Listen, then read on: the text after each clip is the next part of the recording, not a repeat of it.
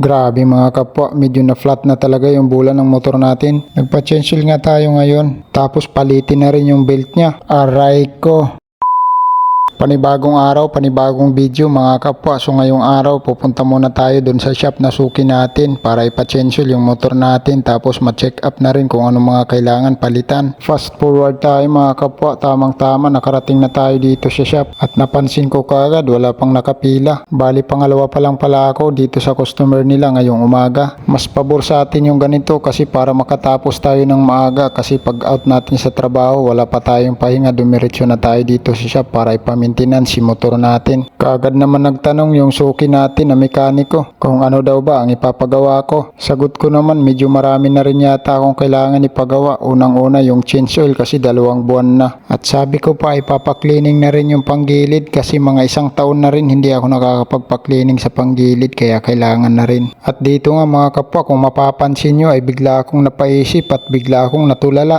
Inaalala ko lang mga kapwa kung magkano na naman kaya ang aabutin sa pagpagawa ng motor natin. Pero wala tayong no choice kundi tanggapin. Kailangan natin pagsikapan na mapamintinas yung motor natin. Hindi naman talaga pwede na palagi na lang natin gagamitin tapos hindi natin ipapamintinans kahit paminsan-minsan. At dito na nga ay nalaman na ng mekaniko na suki natin na kailangan ng palitan yung bola, pati belt at saka slider ng motor natin. Aray ko. At dito ay tuloy-tuloy lang sa paglinis si Boss Daniel sa panggilid ni Maxi. Pero ayos lang yan mga kapwa. Sa pagpapamintinans natin ngayon, ang kasunod nito ay matagal-tagal naman ulit tayo magpapamintinans at saka maganda na rin to kasi nga malalayo yung mga biyahe natin. At malay natin mga kapwa makapag long rides tayo dito sa malapit ngayong taon. Kaya naman mas maganda na rin na paghandaan na natin to yung mga susunod na pagkakataon. At dito mga kapwa ay bumili na nga tayo ng bola at saka slider, kasama na rin dyan yung belt. At para sa ganun talagang kondisyon na si Maxi. At kasunod naman dyan mga kapwa ay ibabalik niya na yung panggilid ni Maxi. Kung tutusin talaga mga kapwa ay marami na rin talagang kailangan palitan sa motor ko. Kaya lang dahil kailangan natin magtipid ay hindi natin pwedeng biglain. Kaya naman dahan-dahan lang tayo mga kapwa. Balang araw ay makukumpleto na rin natin yung mga kailangan dito sa motor natin. Marami pa akong kailangan ipagawa kay Maxi.